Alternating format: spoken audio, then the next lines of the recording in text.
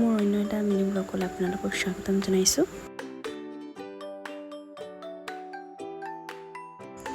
গৌতম দা ইমান ধুনীয়াকৈ বিহু শিকাইছে।